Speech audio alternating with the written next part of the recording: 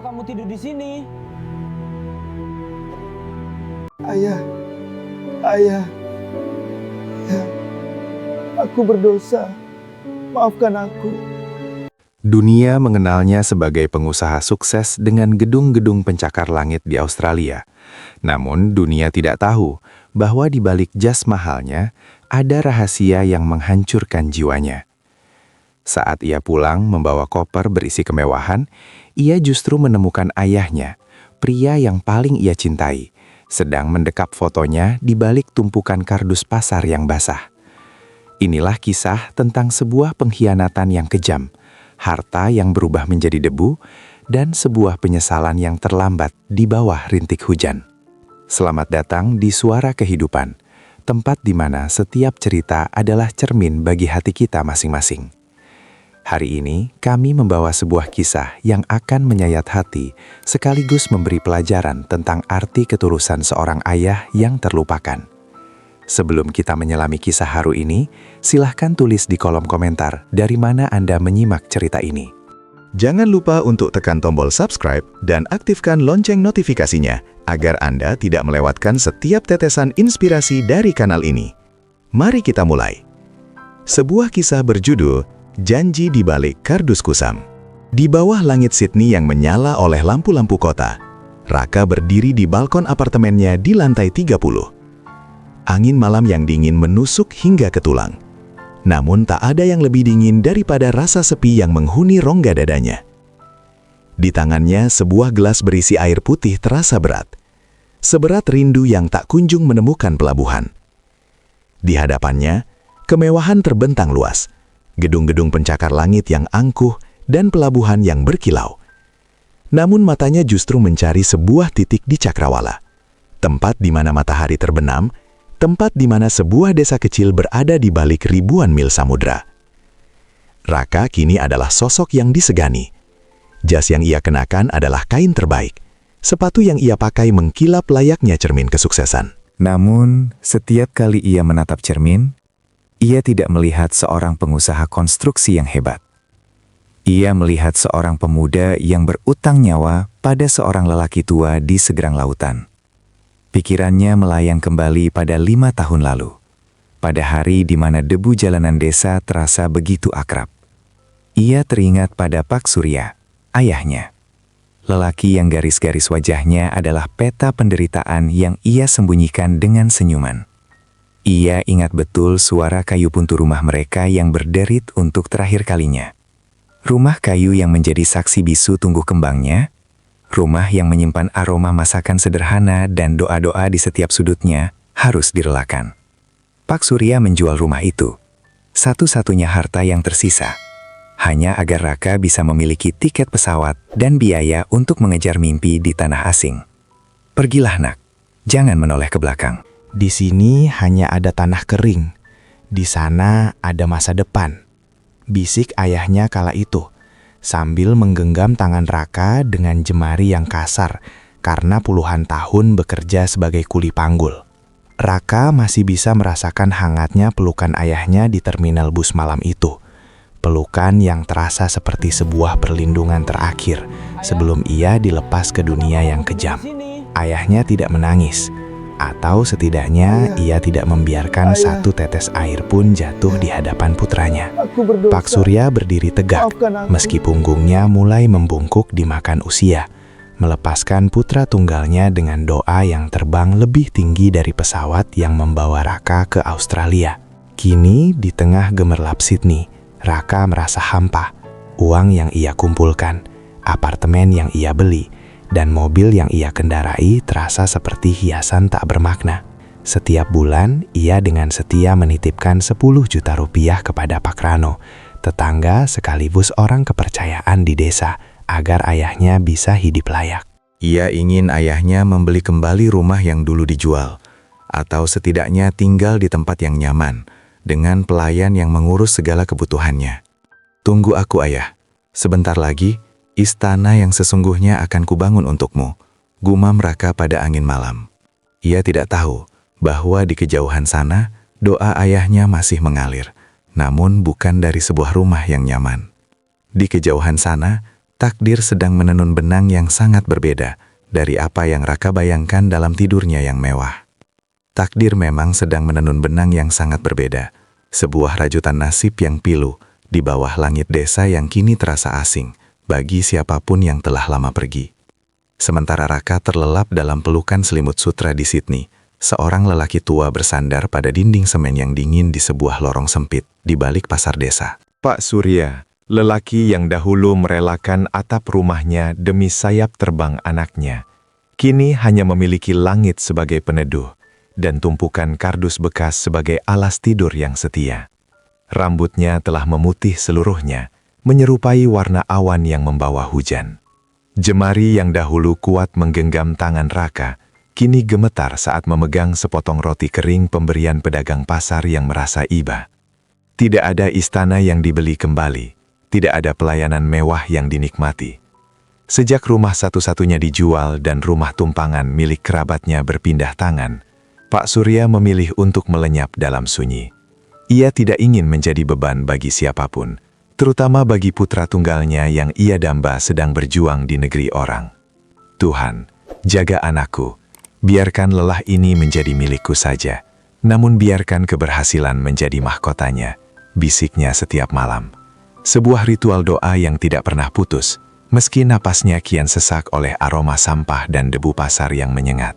Setiap kali rindu itu datang menyerang, Pak Surya akan merogoh saku bajunya yang lusuh. Di sana tersimpan selembar foto Raka yang sudah kusam dan terlipat di bagian sudutnya.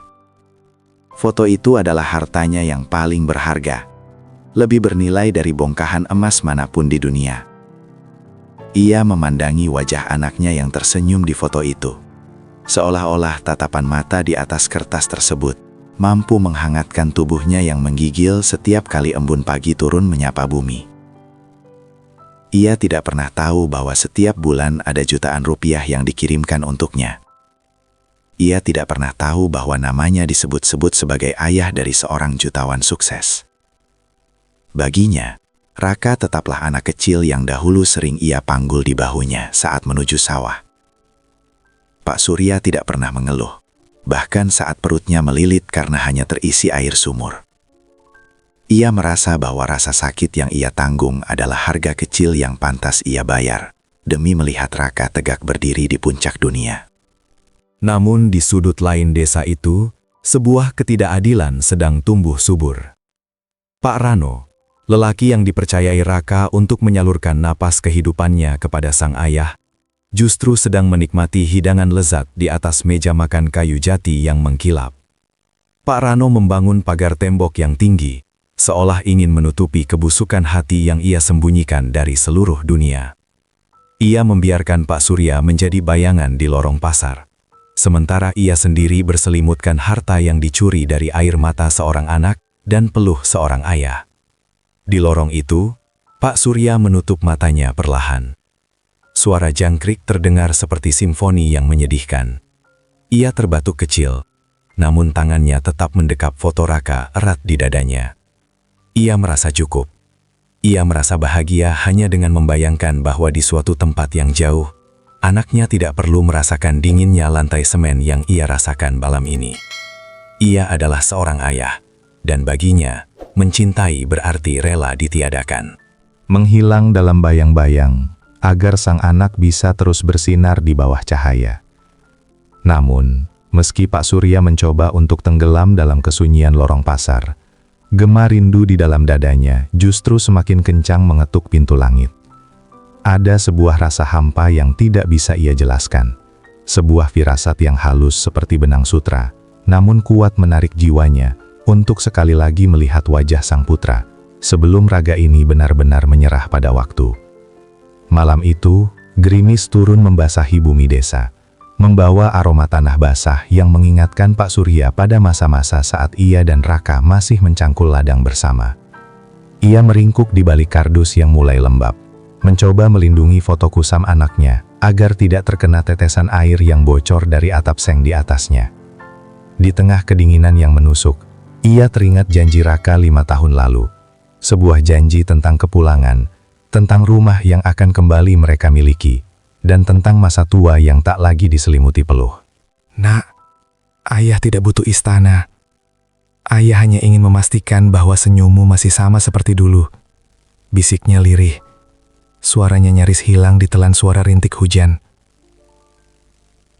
Sementara itu, ribuan mil dari sana, Raka terbangun dengan napas yang memburu. Sebuah mimpi buruk baru saja menariknya paksa dari tidur yang tak nyenyak. Dalam mimpinya, ia melihat seorang lelaki tua berdiri di tengah badai, melambaikan tangan dengan wajah yang penuh luka, namun tetap tersenyum. Rasa gelisah yang hebat tiba-tiba menghimpit jantungnya. Ia meraih ponsel di meja nakas, mencoba menghubungi nomor Pak Rano untuk menanyakan kabar ayahnya, namun hanya nada sibuk yang terdengar. Raka beranjak menuju jendela besar yang menghadap ke dermaga Sydney. Kilau lampu kota yang biasanya terasa mempesona, kini tampak seperti fata morgana yang menyakitkan. Ia merasa ada yang salah. Mengapa setiap kali ia bertanya, Pak Rano selalu bilang ayahnya baik-baik saja, tetapi tidak pernah bisa diajak bicara langsung. Mengapa surat-surat balasan yang ia terima terasa begitu kaku? Seolah bukan ditulis oleh tangan ayahnya yang meski kasar, namun selalu penuh dengan petuah puitis.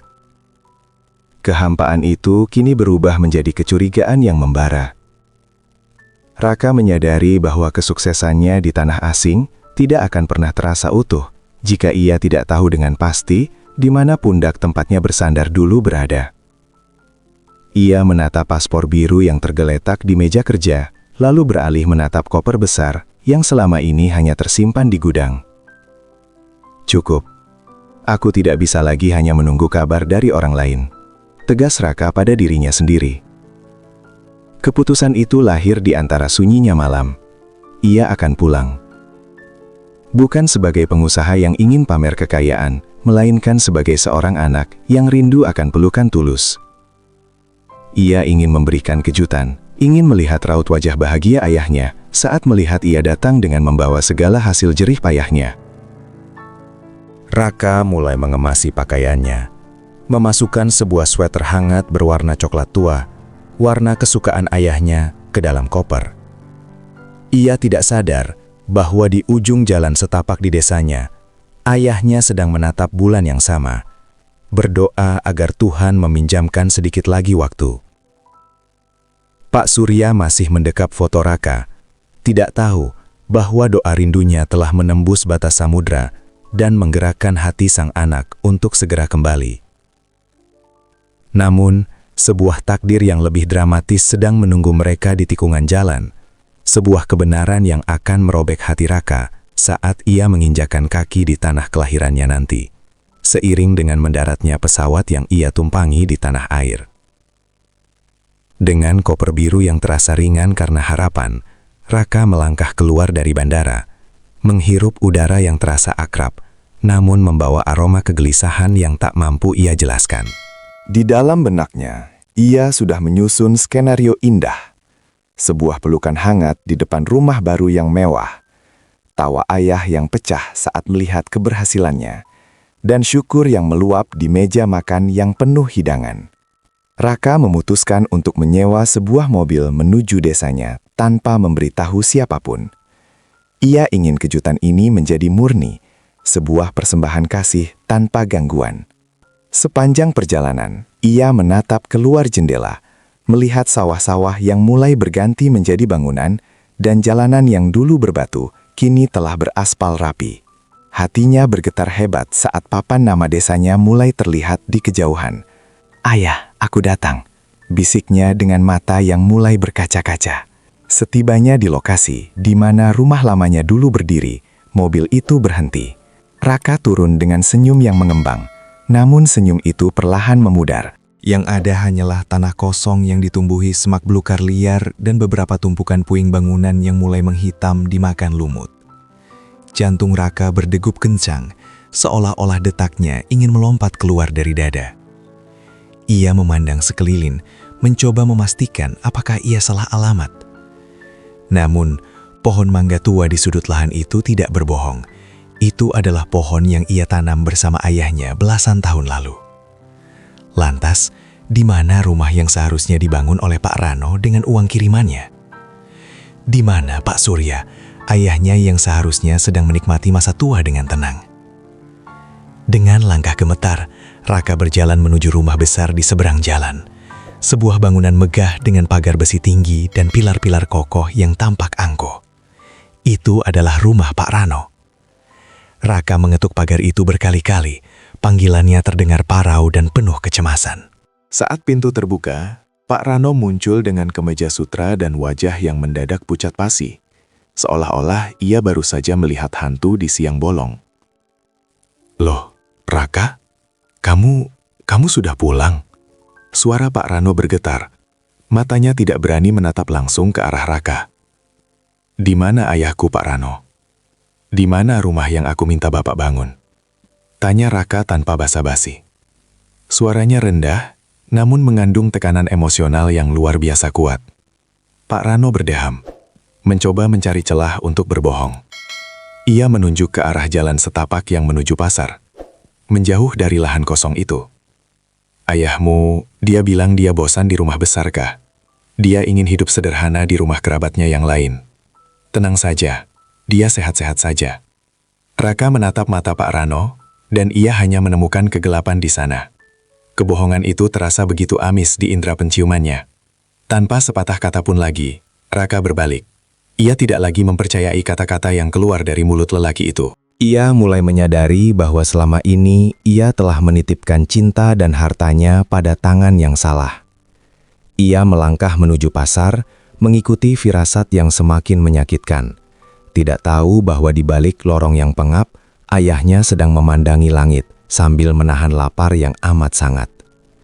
Langkah Raka terasa berat, seolah setiap jengkal tanah yang ia pijak menolak untuk memberikan jawaban yang menenangkan.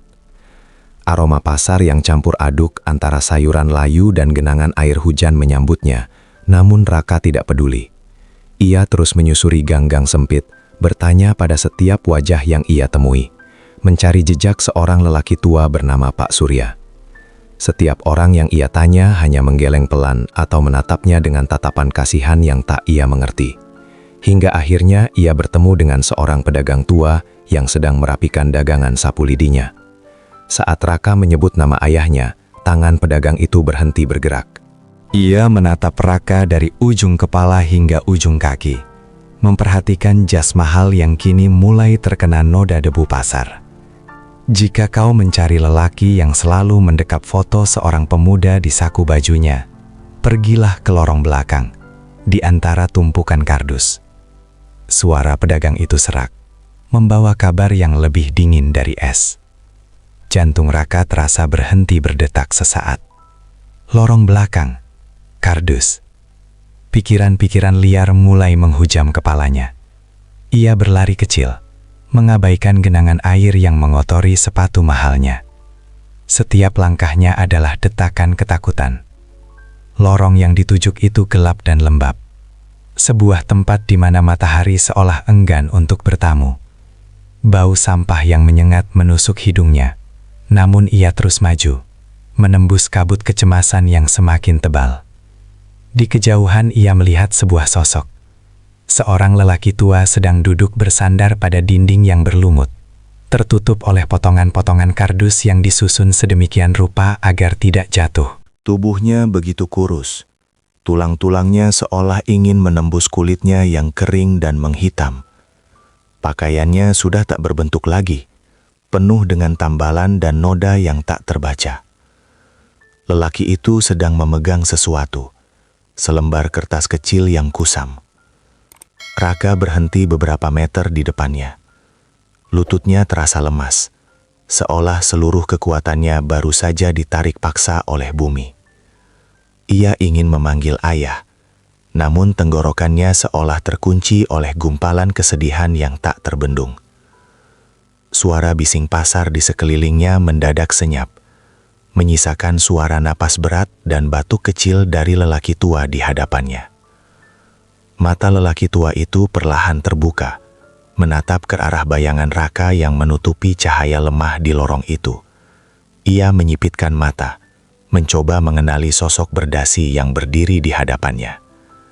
Tidak ada kemarahan di matanya, hanya ada kelelahan yang luar biasa dalam, dan kerinduan yang telah lama membeku. Ia tidak sadar bahwa doa yang ia panjatkan di antara tumpukan kardus setiap malam kini sedang berdiri nyata di depannya. Dengan air mata yang mulai membasahi pipi, Raka menutup mulutnya dengan tangan, berusaha menahan ledakan tangis yang ingin menghancurkan keangkuhannya sebagai pria sukses. Ia menyadari bahwa selama ini ia telah membangun gedung-gedung tinggi di Australia, sementara fondasi hidupnya di rumah sedang runtuh dan bersimbah air mata. Keberhasilan yang ia banggakan selama 5 tahun ini mendadak terasa seperti sampah di hadapan penderitaan ayahnya. Ia melangkah satu demi satu, mendekat ke arah tumpukan kardus itu, bersiap untuk menghadapi kenyataan paling pahit dalam hidupnya. Setiap derap kakinya terasa seperti hantaman palu yang menghancurkan dinding keangkuhan yang selama ini ia bangun di negeri orang. Ketika jarak hanya tinggal sejangkauan lengan, Raka jatuh terduduk. Ia tak lagi peduli pada celana mahalnya yang kini menyentuh tanah becek dan berdebu. Ia bersimpuh di depan sosok tua yang tampak begitu rapuh, seolah-olah embusan angin sedikit saja bisa menerbangkan raga yang kian merapuh itu. "Ayah," suara Raka pecah, hanya berupa bisikan parau yang syarat akan luka. Lelaki tua itu, Pak Surya, tertegun. Jemarinya yang gemetar perlahan menurunkan foto kusam yang sedari tadi ia dekap. Ia menatap lekat wajah di hadapannya, mencari sisa-sisa kenangan dari bocah kecil yang dulu ia ajarkan cara menanam padi. Matanya yang mulai kabur karena usia dan air mata yang mengering, kini kembali berbinar. Ada sepercik cahaya yang mendadak menyala di lorong gelap itu. "Raka, benarkah ini kamu, Nak?" Suara Pak Surya terdengar seperti gesekan kertas kering, sangat lemah, namun penuh dengan getaran kasih sayang yang tak pernah luntur. Raka tidak mampu menjawab. Ia hanya bisa meraih tangan ayahnya yang kasar dan pecah-pecah, lalu menciumnya berkali-kali dengan isak tangis yang meledak. Ia membenamkan wajahnya di pangkuan sang ayah, di atas kain sarung yang sudah sungsang dan penuh lubang. Rasa bersalah menghujam jantungnya lebih tajam dari sembilu manapun. Bagaimana mungkin ia bisa tidur di atas ranjang empuk, sementara pahlawannya tidur beralaskan kardus? Bagaimana mungkin ia bisa menyantap makanan mewah, sementara ayahnya harus menahan lapar di antara aroma sampah? Maafkan Raka, ayah. Maafkan Raka yang buta. Raka meraung dalam diam. Air matanya membasahi kaki ayahnya yang kotor dan tanpa alas. Pak Surya justru tersenyum. Sebuah senyuman yang begitu tulus, seolah tidak pernah ada penderitaan yang ia lalui selama 5 tahun ini. Dengan tangan yang gemetar, ia mengusap rambut anaknya yang kini klimis dan wangi. Baginya, kehadiran Raka adalah jawaban dari segala doa yang ia terbangkan setiap malam Jumat. Ia tidak butuh penjelasan tentang uang yang hilang. Tidak butuh permintaan maaf atas kemiskinan yang ia tanggung. Baginya, melihat Raka pulang adalah kekayaan yang sesungguhnya. "Jangan menangis, Cah Bagus. Ayah tidak apa-apa. Ayah selalu tahu kamu pasti akan pulang," bisik Pak Surya lembut, mencoba menenangkan badai penyesalan yang sedang berkecamuk di dalam dada putranya. Di balik tembok lorong, beberapa warga pasar mulai berhenti dan menyaksikan pemandangan yang menyayat hati tersebut. Mereka melihat seorang pria yang tampak seperti bangsawan bersujud di depan kakek kardus yang selama ini mereka anggap sebagai bayangan sunyi. Namun di balik kerumunan itu, sepasang mata mengawasi dengan penuh ketakutan. Pak Rano berdiri membeku di kejauhan, menyadari bahwa topeng kemewahan yang ia curi kini sedang berada di ambang kehancuran total. Ia segera memutar langkah, mencoba melarikan diri dari tatapan warga yang mulai berbisik-bisik. Namun Raka tidak akan membiarkan kegelapan itu terus bersembunyi. Dengan tenaga yang lahir dari rasa sakit dan amarah yang terpendam, Raka perlahan bangkit. Ia mengusap air matanya. Namun sorot matanya kini telah berubah tajam, setajam karang yang dihantam ombak besar. Raka memapah ayahnya dengan sangat hati-hati, seolah-olah sedang memegang porselen paling berharga di dunia. Ia membawa Pak Surya keluar dari lorong pengap itu, melewati kerumunan orang yang menatap dengan haru, sekaligus malu karena telah membiarkan orang tua itu menderita sendirian. Raka tidak menuju ke penginapan, melainkan langsung menuju rumah besar berpagar besi tinggi milik Pak Rano. Ia ingin menuntut keadilan di depan bangunan yang dibangun, dari tetesan keringatnya dan air mata ayahnya. "Buka pintunya!" teriak Raka saat tiba di depan gerbang megah itu. Suaranya menggelegar, memecah kesunyian sore di desa tersebut. Warga mulai berdatangan, berkumpul di belakang Raka, ikut menyaksikan konfrontasi yang selama ini hanya menjadi kasak kusuk di balik pintu rumah mereka. Pak Rano keluar dengan langkah gontai. Wajahnya yang biasanya tampak berwibawa, kini terlihat pucat dan ciut. Di belakangnya, istrinya tampak ketakutan, menggenggam erat ujung daster mahalnya yang berkilau. Mereka berdiri di teras rumah yang megah, sementara Raka berdiri di atas tanah, memeluk ayahnya yang tampak begitu kontras dengan latar belakang pilar-pilar beton itu.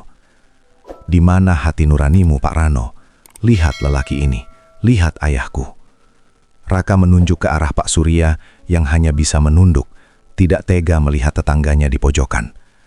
"Setiap bulan aku mengirimkan napas kehidupan untuknya, tapi kau justru membangun tembok tinggi untuk menjepitnya di lorong sampah." Pak Rano mencoba berdalih, bibirnya bergetar mencari alasan yang masuk akal. "Raka, dengar dulu, itu uangnya dipakai untuk biaya tak terduga. Istrimu, maksudku ayahmu bilang dia ingin membantu usaha bisnisku." "Cukup," Raka memotong dengan nada dingin yang menusuk. Jangan pernah lagi sebut nama ayahku dengan mulut penuh dusta itu. Aku mengirimkan kepercayaan, tapi kau membalasnya dengan pengkhianatan yang paling menjijikan. Kau membiarkan seorang ayah tidur di atas kardus, sementara kau tidur di atas kasur yang dibeli dari haknya. Suasana menjadi sangat tegang. Udara seolah berhenti mengalir. Pak Surya perlahan menyentuh lengan Raka, mencoba meredam api yang menyala di dada anaknya. "Sudahlah, Nak. Ayah sudah di sini bersama kamu. Itu sudah cukup bagi ayah." Namun Raka belum selesai. Ia menatap pilar-pilar rumah itu dengan tatapan penuh luka. Ia menyadari bahwa rumah mewah ini adalah monumen keserakahan yang dibangun di atas penderitaan orang tuanya. Di tengah drama yang memuncak itu, langit mendadak mendung, seolah alam ikut merasakan kedukaan yang mendalam atas apa yang terjadi di depan gerbang kemewahan yang palsu itu. Awan hitam berarak rendah, membawa hawa dingin yang seakan ingin membekukan rasa malu Pak Rano yang kini tertelanjung di depan umum. Warga yang semula hanya menonton mulai bersuara. Bisik-bisik mereka berubah menjadi gumaman kekecewaan yang kian nyaring menuding ke arah sang pengkhianat. Ternyata benar, harta itu bukan miliknya.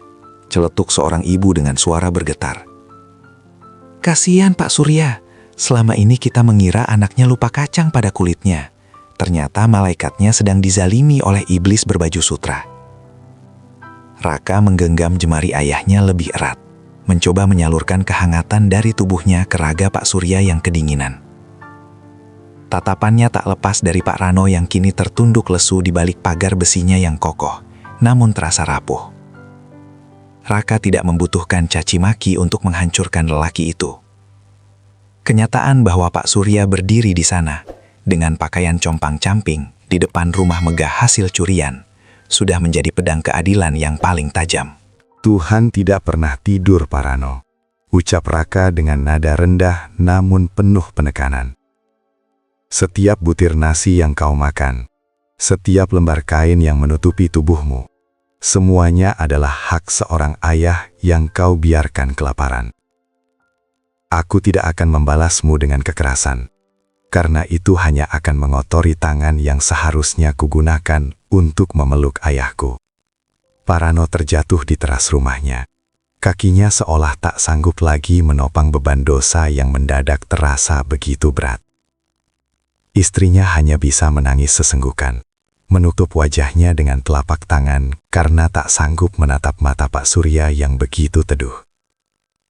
Di saat itulah, seorang pemuda kurus dengan jaket lusuh menerobos kerumunan warga. Dia adalah Dani, keponakan Pak Rano yang selama ini tinggal di rumah itu, namun selalu dipandang sebelah mata. Dani berjalan mendekat ke arah Raka dan Pak Surya. Wajahnya tertunduk penuh rasa bersalah, namun matanya memancarkan kejujuran yang tulus. Mas Raka, saya minta maaf. Saya tahu semua ini, tapi saya diancam akan diusir jika membuka mulut. Saya hanya bisa mencuri beberapa amplop dari laci paman untuk saya berikan diam-diam kepada Pak Surya di pasar. Pak Surya perlahan mengangkat kepalanya, tersenyum kecil ke arah Dani. Anak baik, jadi 2 amplop yang diselipkan di bawah kardusku itu darimu. Terima kasih, Nak. Itu yang membuatku bisa bertahan hidup.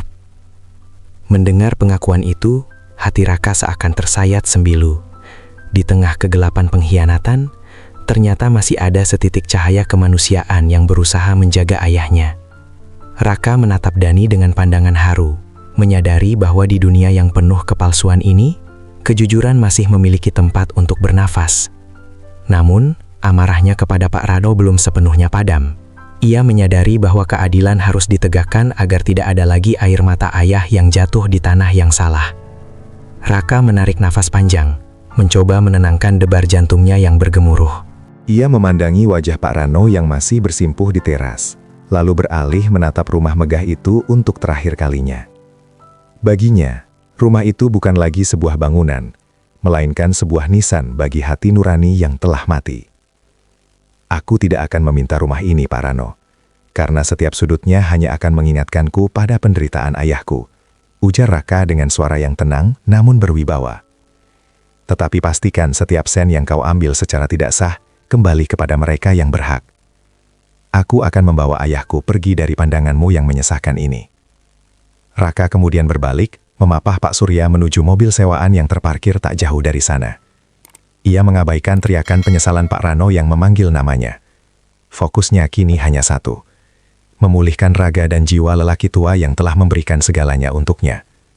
Ia membawa Pak Surya ke sebuah penginapan yang tenang di batas kota, sebuah tempat yang jauh dari debu pasar dan hiruk-pikuk pengkhianatan. Di dalam kamar penginapan yang bersih dan hangat, Raka perlahan mendudukkan ayahnya di tepi ranjang yang empuk. Cahaya lampu yang kuning keemasan menerangi wajah Pak Surya yang tampak begitu damai, meski guratan kelelahan masih jelas terlihat. Dengan tangan yang gemetar karena rasa sayang, Raka mulai melepas sandal plastik ayahnya yang sudah tipis dan penuh lubang. Ia mengambil sebuah baskom berisi air hangat dan mulai membasuh kaki ayahnya dengan sangat lembut. Ayah, mulai hari ini, tidak akan ada lagi kardus yang menjadi alas tidurmu, bisik Raka. Air matanya jatuh menetes ke dalam air basuhan kaki itu. Raka sudah pulang. Raka akan menjadi dinding yang menjagamu, menjadi atap yang melindungimu dari hujan. Pak Surya hanya diam, namun air matanya mengalir pelan membasahi pipinya yang cekung. Ia mengusap kepala anaknya yang kini bersujud di kakinya. Rasa hangat dari air dan sentuhan tangan Raka seolah meluruhkan segala kepedihan yang ia tanggung selama 5 tahun terakhir. Ia merasa seperti baru saja bangun dari sebuah mimpi buruk yang sangat panjang. Dan kini, ia sedang berada di pelukan kenyataan yang paling indah. Sambil menyeka kaki ayahnya, Raka menatap koper biru yang ia bawa. Di dalamnya terdapat sweater coklat dan pakaian bersih yang sudah ia siapkan. Ia berjanji dalam hati, esok pagi ia akan mencari tanah terbaik di desa ini untuk membangun kembali rumah mereka. Bukan rumah yang angkuh dan megah seperti milik Pak Rano, melainkan rumah yang penuh dengan cahaya kasih sayang dan keberkahan, tepat seperti yang selalu ayahnya doakan. Malam itu, di bawah temaram lampu penginapan, Raka menyuapi ayahnya sesendok demi sesendok bubur hangat dengan penuh kesabaran. Setiap suapan adalah permohonan maaf yang tak terucapkan, dan setiap kunyahan lemah Pak Surya adalah pengampunan yang tak terhingga luasnya. Pak Surya menatap lekat wajah anaknya, seolah ingin merekam setiap inci perubahan yang ada setelah 5 tahun terpisah jarak. Raka, jangan simpan benci pada Pak Rano, ucap ayahnya tiba-tiba dengan suara yang bergetar pelan. Hati yang penuh benci adalah beban yang lebih berat daripada koper yang kau bawa dari Australia. biarkan dia hidup dengan bayang-bayangnya sendiri. Sedangkan kita akan hidup dengan cahaya kita. Raka tertegun. Sendok di tangannya berhenti di udara. Ia melihat ketulusan yang murni di mata ayahnya. Sebuah keikhlasan yang melampaui logika manusia biasa. Bagaimana mungkin seorang lelaki yang disakiti sedemikian rupa masih bisa memikirkan kedamaian bagi orang yang telah menzoliminya? Di detik itu, Raka menyadari bahwa kekayaan ayahnya bukanlah harta yang ia kirimkan setiap bulan, melainkan kebesaran jiwa yang tidak bisa dibeli dengan mata uang manapun. Ayah benar-benar tidak ingin Raka menuntutnya ke jalur hukum. Tanya Raka pelan, mencoba memahami kedalaman samudera hati ayahnya. Pak Surya menggeleng pelan sambil tersenyum tipis. Hukum Tuhan jauh lebih adil, Nak. Sekarang, ayah hanya ingin tidur sebentar sambil menggenggam tanganmu. Ayah takut jika ayah memejamkan mata, saat bangun nanti kamu sudah kembali ke balik awan. Raka meletakkan mangkuk bubur itu, lalu segera berbaring di samping ayahnya di atas ranjang yang luas. Ia meraih tangan kasar ayahnya dan menggenggamnya erat-erat, seolah ingin memastikan bahwa ini bukanlah fata morgana. Malam kian larut. Suara jangkrik di luar penginapan terdengar seperti senandung pengantar tidur yang menenangkan. Untuk pertama kalinya dalam 5 tahun, Raka tidak merasa hampa. Ia merasa utuh karena detak jantung ayahnya terdengar selaras dengan miliknya. Namun, di tengah kedamaian itu, Raka melihat ayahnya beberapa kali terbatuk dan memegang dadanya dengan raut wajah yang menahan perih. Napas Pak Surya terasa pendek dan berat, sebuah tanda bahwa penderitaan di lorong pasar telah menggerus pertahanan fisiknya lebih dalam dari yang terlihat. Raka memejamkan mata dengan doa yang lirih, memohon agar fajar esok memberikan kesehatan yang baru bagi ayahnya, tanpa menyadari bahwa bagian tersulit dari perjalanan mereka baru saja akan dimulai. Ketika cahaya matahari pertama mulai menyelinap melalui celah gorden, Raka terbangun oleh suara napas yang tak beraturan. Ia menoleh dan mendapati Pak Surya sedang berjuang untuk menghirup udara. Wajahnya yang kemarin tampak damai, kini pucat pasi layaknya kertas yang memudar. "Ayah? Ayah kenapa?" tanya Raka dengan kepanikan yang mendadak menyerbu seluruh nadinya. Pak Surya hanya mampu tersenyum lemah. Sebuah senyuman yang tampak dipaksakan hanya untuk menenangkan kegelisahan putranya. Hanya sedikit sesakna. Mungkin karena sudah terlalu lama ayah tidak tidur di tempat yang sewangi ini, bisiknya dengan suara yang nyaris hilang. Raka tidak ingin mengambil resiko. Ia segera memanggil bantuan medis untuk memeriksa kondisi ayahnya. Sepanjang menunggu, ia mondar-mandir di dalam kamar, memandangi koper birunya yang masih tertutup rapat. Di dalamnya tersimpan sweter coklat hangat yang ia bayangkan akan dipakai ayahnya saat mereka berjalan-jalan melihat pembangunan rumah baru. Namun kini, bayangan indah itu seolah mulai memudar, digantikan oleh kenyataan bahwa raga ayahnya telah terlanjur lelah dihantam badai kemiskinan selama bertahun-tahun. Seorang dokter datang dan melakukan pemeriksaan singkat dengan raut wajah yang serius. Ia memberikan obat pereda dan menyarankan agar Pak Surya beristirahat total. Beliau sangat lemah, Mas Raka. Tubuhnya seperti mesin yang sudah dipaksa bekerja melampaui batas tanpa perawatan. Kita harus menjaganya dengan sangat hati-hati, pesan dokter itu sebelum meninggalkan kamar. Raka duduk di sisi ranjang, menggenggam tangan ayahnya yang terasa semakin dingin. Ia merasa seperti sedang memegang pasir di pinggir pantai. Semakin erat ia menggenggam, semakin ia takut pasir itu akan luput dari sela-sela jemarinya. Di saat itulah terdengar ketukan pelan di pintu kamar. Raka membukanya dan mendapati Dani berdiri di sana, membawa sebuah bungkusan kecil berisi obat-obatan tradisional yang dulu sering digunakan Pak Surya di desa. "Mas Raka, saya hanya ingin mengantarkan ini. Dulu Pak Surya selalu berasa baikan jika meminum ramuan ini," ucap Dani dengan nada rendah. Ia menatap ke arah Pak Surya yang sedang terlelap, lalu beralih menatap Raka. Paman Rano sedang jatuh sakit setelah kejadian kemarin. Seluruh desa membicarakannya. Tapi saya hanya peduli pada Pak Surya. Saya tidak ingin beliau menyerah sekarang. Raka menerima bungkusan itu dengan rasa terima kasih yang mendalam. Ia menyadari bahwa meski pengkhianatan telah melukai hidup mereka, kebaikan-kebaikan kecil dari orang-orang seperti Dani adalah penawar yang sangat berarti. Ia kembali duduk di samping ayahnya, memandangi wajah tua yang penuh guratan itu, berjanji dalam hati bahwa ia akan melakukan apa saja agar Pak Surya bisa melihat matahari terbit lebih banyak lagi. Raka meraih handuk kecil dan mencelupkannya ke dalam air hangat yang telah diberi aroma mawar.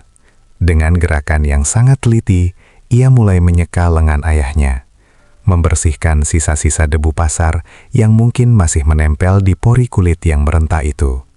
Setiap sentuhan dilakukan dengan kelembutan seorang ibu yang menjaga bayinya, seolah Raka sedang berusaha menyatukan kembali kepingan jiwa ayahnya yang sempat retak oleh dunia. "Ayah, ingat tidak?" bisik Raka sambil tersenyum tipis, mencoba menghidupkan suasana. Dulu, saat Raka kecil dan jatuh dari pohon mangga, ayah yang menggendong Raka pulang sambil terus berkata kalau Raka adalah jagoan. Sekarang, biarkan jagoan kecilmu ini yang menjagamu. Pak Surya membuka matanya sedikit, menatap langit-langit kamar dengan pandangan yang menerawang jauh. Bibirnya yang kering bergerak perlahan, membentuk lengkungan syukur. "Kamu selalu menjadi jagoan ayah, nak. Bahkan saat kamu berada di negeri orang, doa ayah selalu melihatmu sebagai pemenang.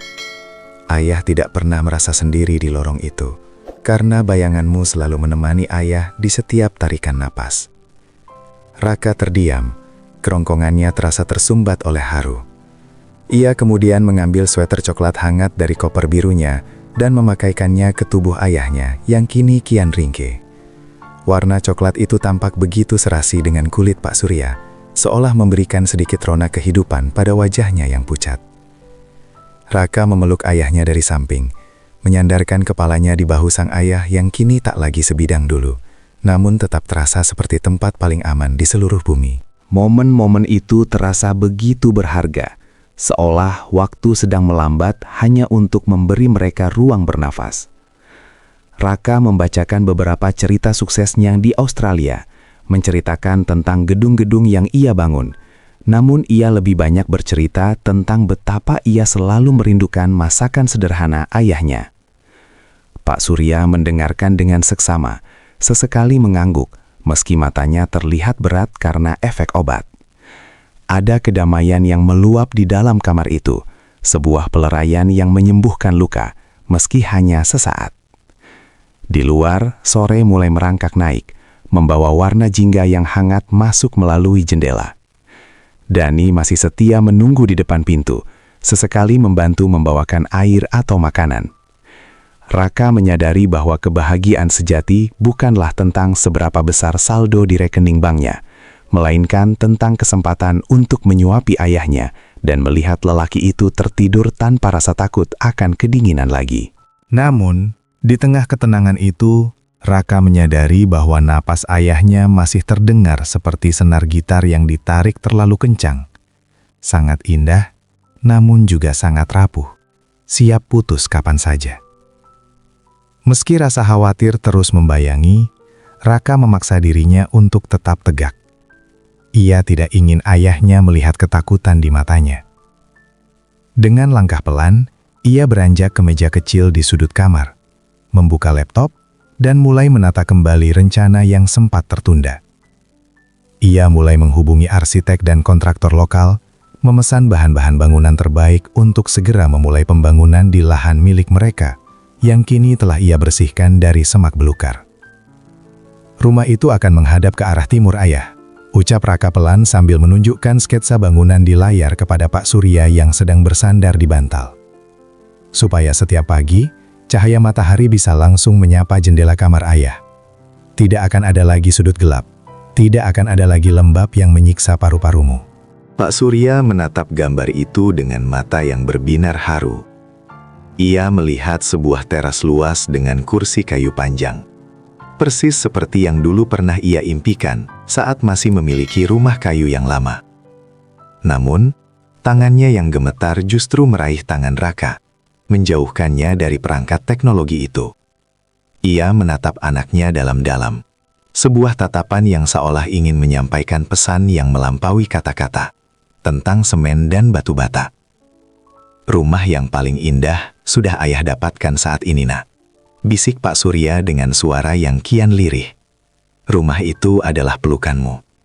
Jangan terlalu memaksakan diri untuk mengejar bangunan fisik. Jika itu membuatmu kehilangan waktu untuk duduk di sini bersamaku. Ayah lebih butuh suaramu daripada suara palu yang menghantam paku. Raka tertegun, merasakan kebenaran yang menghujam jantungnya. Ia menyadari betapa ambisinya untuk menebus kesalahan lewat materi seringkali membuatnya lupa bahwa waktu adalah satu-satunya mata uang yang tidak bisa ia tukar kembali di bank manapun. Ia menutup laptopnya perlahan, lalu kembali duduk di sisi ranjang. Ia menyadari bahwa di luar sana, truk-truk material mungkin mulai berdatangan ke lahan kosong mereka. Namun di dalam kamar ini, setiap detik adalah pondasi yang jauh lebih penting bagi jiwa mereka berdua. Sepanjang hari itu, Raka hanya duduk menemani ayahnya, bercerita tentang hal-hal kecil yang dulu mereka lalui. Mereka tertawa pelan, mengenang saat Raka kecil mencuri mangga tetangga, dan Pak Surya harus meminta maaf sambil membawa sekeranjang hasil kebun sendiri sebagai ganti. Namun tawa itu sering terhenti oleh batuk Pak Surya yang semakin sering terdengar. Dani, yang sesekali masuk membawakan air hangat, hanya bisa menunduk, menyembunyikan mata yang mulai memerah, melihat kondisi lelaki tua yang sangat ia hormati itu semakin merapuh di hadapan mereka. Di dalam kamar yang kini dipenuhi aroma minyak kayu putih dan doa yang menggantung di udara, Raka merasa seolah dunia sedang berbisik kepadanya untuk bersiap. Ia menggenggam jemari ayahnya yang terasa semakin ringan, seakan raga itu mulai kehilangan beratnya, karena jiwanya sudah bersiap untuk terbang ke tempat yang lebih tinggi. Tempat di mana tidak ada lagi rasa lapar atau dingin yang menyiksa. Ayah, tidurlah sejenak. Raka akan tetap di sini, memegang tanganmu. Bisik Raka sambil mengelus punggung tangan Pak Surya yang menonjolkan tulang-tulang tuanya. Pak Surya mengangguk lemah, namun matanya tidak benar-benar terpejam. Ia menatap langit-langit dengan senyum yang sangat tipis, seolah sedang melihat pemandangan indah yang tidak bisa dilihat oleh mata manusia biasa. Ia tidak lagi mengeluhkan sesaknya. Tidak lagi membicarakan tentang pengkhianatan Pak Rano. Bahkan tidak lagi menanyakan perkembangan pembangunan rumah baru mereka. Baginya, segala urusan duniawi telah selesai. Sejak ia merasakan air hangat yang membasuh kakinya, dan kasih sayang yang tulus dari anaknya sendiri. Di luar penginapan, langit mulai berubah warna menjadi ungu keemasan, menandakan berakhirnya hari yang penuh perjuangan ini. Suasana desa terasa sunyi, seolah alam semesta pun sedang menahan napas untuk memberikan penghormatan terakhir pada seorang ayah yang telah menunaikan tugas sucinya. Raka menyadari bahwa peleraian ini bukan berarti akhir dari badai, melainkan sebuah jeda sunyi sebelum puncak drama yang sesungguhnya menghampiri mereka. Ia merasakan kehangatan yang menjalar dari tangan ayahnya. Sebuah kehangatan yang ingin ia abadikan selamanya dalam ingatan. Namun, saat jam berdentang menunjukkan waktu petang, Pak Surya tiba-tiba menggenggam tangan Raka dengan sedikit tenaga yang tersisa. Ia memberikan sebuah isyarat kecil ke arah tas lusuhnya yang selama ini tersimpan di bawah ranjang. "Nah, ambilkan sesuatu di dalam sana," ucapnya dengan napas yang terputus-putus. Raka segera meraih tas itu, tidak menyadari bahwa di dalamnya tersimpan rahasia terakhir yang akan menggetarkan seluruh jiwanya dan membawa mereka pada klimaks drama yang takkan pernah ia lupakan seumur hidup. Dengan tangan yang sedikit gemetar, Raka membuka resleting tas lusuh yang baunya masih menyisakan sisa-sisa aroma pasar. Di sana, di antara kain sarung yang sudah menipis, terselip sebuah bungkusan plastik kecil yang diikat rapi dengan karet gelang. Raka membukanya perlahan, menemukan tumpukan secarik kertas loakan yang dikumpulkan dari sisa-sisa bungkusan barang dagangan. "Apa ini, Ayah?" tanya Raka dengan suara bergetar. Pak Surya tidak menjawab dengan kata-kata. Ia hanya memberikan isyarat dengan matanya yang kian redup agar Raka membacanya. Saat Raka membuka lembaran pertama, air matanya jatuh tanpa permisi. Kertas itu penuh dengan tulisan tangan yang miring dan gemetar, ditulis dengan pensil tumpul di bawah cahaya lampu jalan. Itu adalah surat-surat yang tidak pernah terkirim. Surat-surat yang ditulis Pak Surya setiap kali ia merasa rindu, setiap kali ia merasa lapar, dan setiap kali ia merasa ingin menyerah namun tetap bertahan demi sebuah janji. "Raka, anakku, hari ini ayah tidur ditemani bulan yang cantik sekali. Jangan khawatir, ayah sudah makan kenyang dari sisa rejeki orang baik. Bangunlah duniamu di sana, biar ayah yang menjaga doa di sini." Bunyi satu baris di kertas yang kusam. Raka membalik lembaran lain, dan hatinya semakin hancur berkeping-keping. Di lembar itu, Pak Surya menuliskan bahwa ia tahu uang kiriman Raka tidak pernah sampai ke tangannya. Namun, ia melarang dirinya sendiri untuk mengadu. Ia tidak ingin konsentrasi anaknya terganggu. Ia tidak ingin Raka pulang dengan rasa marah yang akan menghambat langkah kesuksesannya. Ayahnya telah menelan semua kepahitan itu sendirian, membiarkan tubuhnya digerogoti oleh dingin dan lapar, hanya agar Raka tetap percaya bahwa dunia ini masih baik-baik saja. "Ayah, kenapa? Kenapa ayah menanggung semua ini sendirian?" Raka meraung, menggenggam kertas-kertas itu di dadanya. Ia merasa seolah setiap kata dalam surat itu adalah luka yang ia torehkan sendiri di tubuh ayahnya. Tiba-tiba, nafas Pak Surya terdengar semakin berat, seperti suara ombak yang menghantam karang untuk terakhir kalinya. Wajahnya yang pucat kini mulai tampak bersinar dengan ketenangan yang aneh. Ia meraih wajah Raka dengan jemarinya yang dingin, menghapus air mata di pipi anaknya dengan sisa tenaga yang ia miliki. Di luar, langit mendadak gelap total, dan hujan mulai turun dengan sangat deras. Seolah-olah seluruh semesta sedang bersiap untuk melepas seorang pahlawan yang tak pernah memakai mahkota. Drama yang paling menyakitkan dalam hidup Raka bukan saat ia kehilangan hartanya, melainkan saat ia menyadari bahwa waktu untuk mencintai ayahnya sedang berjalan mundur di depan matanya. Di tengah deru hujan yang menghantam atap penginapan, suasana di dalam kamar terasa begitu hening, seolah detak jam dinding pun enggan untuk menginterupsi perpisahan sunyi ini. Raka mendekap tubuh ayahnya yang kian mendingin, mencoba membagikan kehangatan dari raganya sendiri. Namun ia tahu bahwa ada sebuah panggilan yang lebih kuat yang sedang menarik ayahnya menjauh dari dunia ini. "Ayah, jangan pergi dulu. Rumah kita belum selesai, Ayah." Raka ingin ayah duduk di teras itu. Isak Raka. Suaranya parau tertahan di tenggorokan. Pak Surya mengulas senyum yang paling indah yang pernah Raka lihat seumur hidupnya. Matanya yang sayu menatap Raka dengan tatapan yang sangat jernih, seolah segala rasa sakit telah menguap dari tubuhnya. Dengan sisa kekuatan terakhir, ia membisikkan kata-kata yang akan terpatri selamanya di relung jiwa Raka. "Rumah ayah sudah selesai, Nak. Rumah ayah ada di dalam hatimu yang baik. Ayah sudah melihatmu sukses.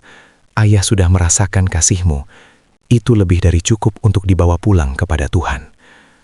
Napas Pak Surya perlahan-lahan menjadi sangat lembut, seperti embusan angin sore yang membelai daun mangga di desa mereka.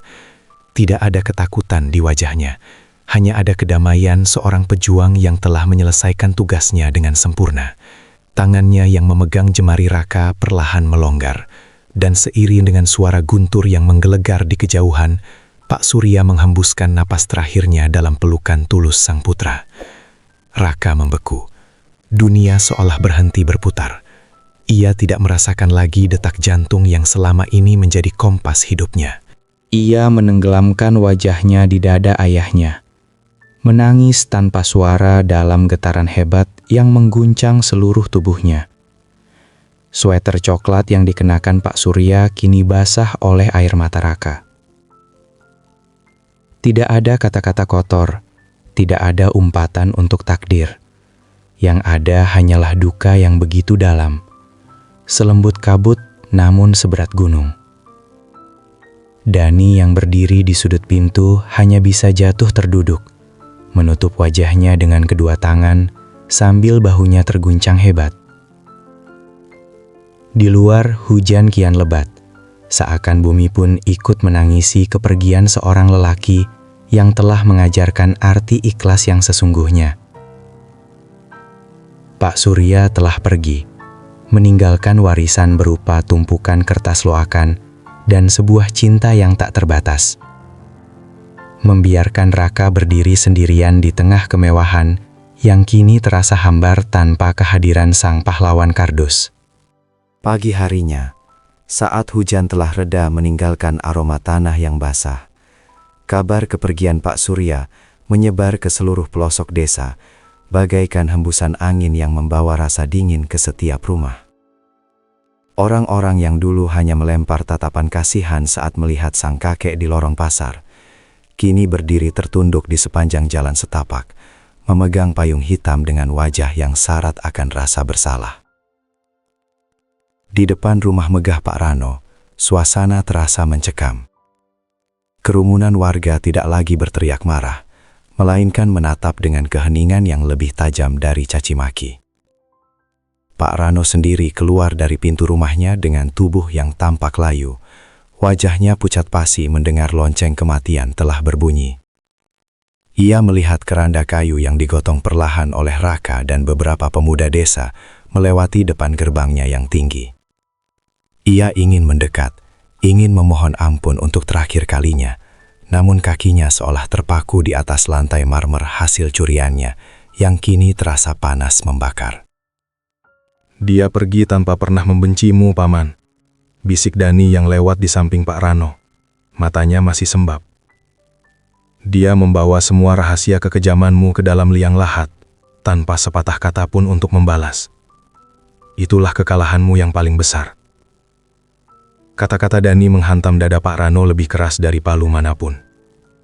Ia jatuh terduduk di depan pagar besinya, menangis meraung-raung, saat menyadari bahwa ia telah mengkhianati malaikat yang bahkan tidak sudi mengutuknya. Seluruh desa kini tahu bahwa kemewahan Pak Rano hanyalah tumpukan dosa, yang dibangun di atas penderitaan seorang ayah yang suci. Penyesalan itu datang terlambat, menggantung di udara desa seperti kabut tebal yang tak kunjung hilang. Raka, dengan langkah yang tegap meski hatinya hancur, terus melangkah menuju pemakaman di ujung desa. Ia tidak menoleh ke arah Pak Rano, tidak juga membalas sapaan orang-orang yang mendadak baik kepadanya.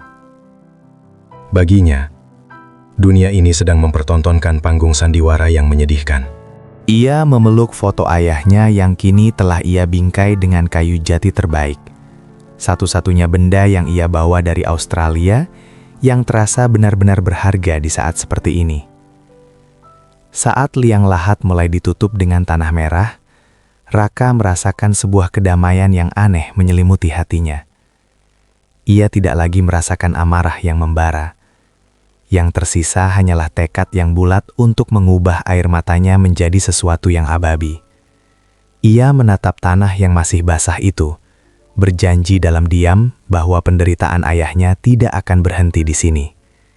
Ia akan memastikan bahwa di desa ini tidak akan ada lagi kardus yang menjadi saksi bisu kesepian seorang tua, dan tidak akan ada lagi cinta yang dikhianati oleh jarak dan waktu. Langkah Raka meninggalkan pemakaman terasa berbeda. Meski bahunya masih terasa berat oleh duka, tatapan matanya kini memancarkan cahaya sebuah tujuan baru. Ia tidak kembali ke Sydney, tidak juga memilih untuk mengurung diri dalam penyesalan yang sia-sia di kamar penginapan. Sebaliknya, Raka langsung menuju lahan kosong miliknya, tempat di mana puing-puing rumah lamanya pernah berdiri.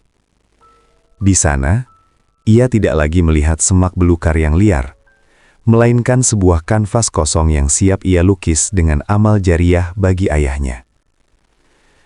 Raka memanggil semua pekerja bangunan yang telah ia pesan, namun ia mengubah seluruh rencana arsitekturnya. Ia tidak lagi ingin membangun sebuah rumah tinggal pribadi yang tertutup tembok tinggi. Ia ingin membangun sesuatu yang lebih besar dari sekadar ego seorang jutawan. Mas Raka, apakah kita tetap akan membangun rumah sesuai sketsa yang kemarin? Tanya salah satu kontraktor dengan nada ragu, melihat Raka yang berdiri diam di tengah lahan. Tidak, jawab Raka dengan suara yang mantap dan tenang. Ubah semuanya. Kita akan membangun sebuah panti yang hangat. Sebuah rumah singgah untuk para ayah dan orang tua yang tak lagi memiliki tempat pulang. Berikan jendela yang besar agar cahaya matahari bisa masuk ke setiap kamar. Dan berikan taman yang luas agar mereka bisa bercengkrama tanpa rasa takut akan diusir. Dani, yang setia mendampingi Raka, menatap pemuda itu dengan kekaguman yang mendalam. Ia melihat bagaimana kesedihan Raka bertransformasi menjadi sebuah kekuatan yang membangun. Sementara itu, berita tentang proyek Rumah Pulang Surya mulai tersebar ke telinga warga desa. Banyak dari mereka yang dulu merasa acuh, kini datang menawarkan tenaga secara sukarela sebagai bentuk penebusan rasa bersalah mereka kepada almarhum Pak Surya. Pembangunan dimulai dengan ritme yang penuh haru. Setiap palu yang menghantam paku, setiap semen yang merekatkan bata, seolah menjadi bait-bait doa yang dikirimkan Raka untuk ayahnya di alam sana. Raka sendiri tidak segan untuk turun tangan, mengangkat batu dan pasir, merasakan sendiri peluh yang dulu sering membasahi baju ayahnya. Ia menyadari bahwa membangun rumah dari materi adalah hal mudah bagi orang kaya. Namun membangun rumah dari cinta adalah tugas yang menuntut seluruh jiwanya. Di sisi lain desa, Pak Rano terlihat sering termenung di teras rumahnya yang mewah, namun kini terasa seperti penjara yang sunyi. Ia melihat kesibukan di lahan Raka dari kejauhan, menyadari bahwa meski ia memiliki rumah paling besar di desa itu, ia telah kehilangan kehormatannya selamanya.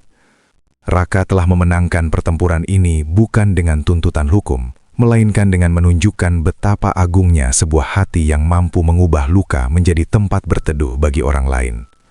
Bulan-bulan berlalu dengan cepat, dan di atas tanah yang dulunya sunyi itu, kini berdiri sebuah bangunan yang tak hanya kokoh secara fisik, tetapi juga hangat secara rasa. Rumah Pulang Surya bukan sekedar panti, melainkan sebuah monumen kehidupan yang dinding-dindingnya dicat dengan warna kesukaan ayahnya, krem hangat yang selalu mengingatkan Raka pada cahaya senja di ladang. Setiap pagi, teras luas yang dulu diimpikan Pak Surya kini dipenuhi oleh gelak tawa para lansia desa yang sebelumnya hidup dalam kesepian. Raka memastikan setiap sudut ruangan memiliki sirkulasi udara yang baik dan pemandangan ke arah taman bunga yang asri. Ia sering duduk di sana, di kursi kayu panjang yang sama persis dengan sketsa terakhirnya, mendengarkan cerita-cerita dari orang-orang tua itu yang terkadang mengingatkannya pada suara lirih ayahnya. "Terima kasih Nak Raka, ayahmu pasti tersenyum melihat kita semua di sini," ucap salah satu kakek sambil menggenggam tangan Raka. Kalimat itu selalu berhasil membuat mata Raka memanas, namun kali ini bukan oleh air mata kesedihan, melainkan oleh kelegaan yang mendalam. Di sisi lain, kehidupan Pak Rano benar-benar berbalik arah. Karma seolah bekerja dengan caranya yang paling puitis. Bisnis yang ia bangun dari uang curian itu perlahan-lahan runtuh karena ketidakjujuran yang ia tanam sendiri. Satu persatu asetnya disita untuk menutupi hutang, hingga akhirnya ia terpaksa meninggalkan rumah megahnya yang angkuh itu. Ironisnya, saat ia tidak memiliki tempat tinggal lagi, Raka tetap membukakan pintu Rumah Pulang Surya untuknya sebagai tamu biasa. Bukan sebagai musuh, melainkan sebagai jiwa yang perlu belajar arti sebuah pertobatan. Pak Rano masuk rumah itu dengan kepala yang tertunduk dalam, tidak berani menatap foto Pak Surya yang terpajang besar di lobi utama. Foto itu memperlihatkan Pak Surya yang sedang tersenyum tulus, memegang cangkul di bawah pohon mangga, sebuah simbol kesederhanaan yang kini jauh lebih berharga daripada emas manapun. Raka melihat Pak Rano dari kejauhan, namun ia tidak mendekat untuk menghina. Baginya, melihat lelaki itu menyadari kesalahannya di rumah yang diberi nama sesuai nama ayahnya, sudah merupakan balasan sistematis yang paling sempurna. Keajaiban sejati terjadi ketika seluruh desa mulai berubah. Mereka tidak lagi menilai seseorang dari seberapa tinggi pagar rumahnya, melainkan dari seberapa luas pintu hatinya terbuka untuk menolong sesama. Rumah Pulang Surya menjadi jantung baru bagi desa itu, tempat di mana kasih sayang tidak lagi menjadi barang langka. Raka berdiri di balkon lantai 2, menatap bintang-bintang yang mulai bermunculan. Merasa bahwa benang-benang takdir yang sempat kusut, kini telah terajut menjadi sebuah permadani indah yang akan ia jaga hingga napas terakhirnya. Di bawah langit yang sama, ia merasa seolah-olah semesta sedang bernapas bersamanya dalam harmoni yang sunyi. Tak ada lagi penyesalan yang membakar, tak ada lagi amarah yang mengoyak dada. Yang tersisa hanyalah sebuah kerinduan yang telah menjelma menjadi energi kehidupan bagi orang banyak. Ia meraba saku kemejanya, menyentuh selembar kertas kusam. Surat terakhir dari tumpukan kardus ayahnya yang kini telah ia laminating agar tak lekang oleh waktu. Kalimat di sana seolah menjadi kompas abadi baginya. Bangunlah duniamu di sana. Biar ayah yang menjaga doa di sini. Raka menyadari bahwa ayahnya tidak pernah benar-benar pergi. Pak Surya tetap menjaganya lewat tawa para lansia di lantai bawah. Lewat hembusan angin yang menggoyangkan pohon mangga di halaman. Dan lewat kedamaian yang kini menyelimuti desa, yang dulu pernah terasa begitu asing baginya. Tepat saat fajar menyingsing di ufuk timur, Raka meresmikan sebuah prasasti kecil di gerbang utama rumah Pulang Surya. Prasasti itu tidak memuat daftar donatur atau gelar-gelar mentereng, melainkan sebuah kalimat puitis yang ia tulis dengan tinta emas. Untuk setiap ayah yang rela menjadi pijakan, agar anaknya bisa meraih bintang. Dan untuk setiap anak yang belajar bahwa rumah sejati adalah pelukan yang tulus. Warga desa berdiri mengelilinginya. Banyak yang menitikkan air mata haru, menyadari bahwa mereka telah menjadi saksi dari sebuah keajaiban yang lahir dari cabikan kertas loakan dan ketulusan jiwa. Dani kini menjadi pengelola harian panti tersebut, menjalankan tugasnya dengan kejujuran yang selalu ia jaga. Sementara itu, Raka memutuskan untuk tetap tinggal di desa, mendedikasikan sisa hidup dan kekayaannya untuk memastikan tak ada lagi Pak Surya lain yang harus mendekap foto anaknya di bawah rintik hujan pasar. Ia menemukan bahwa kebahagiaan yang ia cari selama 5 tahun di negeri asing ternyata terkubur tepat di bawah kaki ayahnya yang dulu sering ia abaikan. Cerita tentang pahlawan kardus dan anaknya yang pulang membawa cahaya menjadi legenda yang dituturkan dari mulut ke mulut, viral bukan karena kemegahan hartanya, melainkan karena kemegahan hatinya. Raka berjalan menuju taman, duduk di kursi kayu favorit ayahnya, dan memejamkan mata perlahan. Dalam keheningan itu, ia seolah mendengar suara tawa lembut ayahnya yang terbawa angin, membisikkan kata terima kasih yang paling hangat. Kini, setiap kali senja tiba dan warna jingga menyapu langit desa, orang-orang akan melihat Raka tersenyum menatap cakrawala. Ia tahu, di balik garis senja itu, ayahnya sedang tersenyum bangga, melihat bahwa rumah yang mereka bangun bersama, rumah dari cinta dan keikhlasan, kini telah berdiri kokoh, tak akan pernah roboh oleh badai sesengit apapun. Perjalanan panjang itu berakhir di sini, di mana cinta menjadi satu-satunya bahasa yang tak akan pernah pudar oleh waktu. Sahabat suara kehidupan, terkadang kita terlalu sibuk mengejar dunia, hingga lupa pada pundak yang dulu menjadi tempat kita bersandar. Raka telah membangun istananya, namun ia hampir kehilangan napas dari doa-doa ayahnya. Jika cerita ini menyentuh hati Anda, silahkan like video ini dan bagikan kepada orang-orang tersayang sebagai pengingat untuk tidak pernah mengabaikan orang tua kita. Pertanyaan untuk Anda hari ini.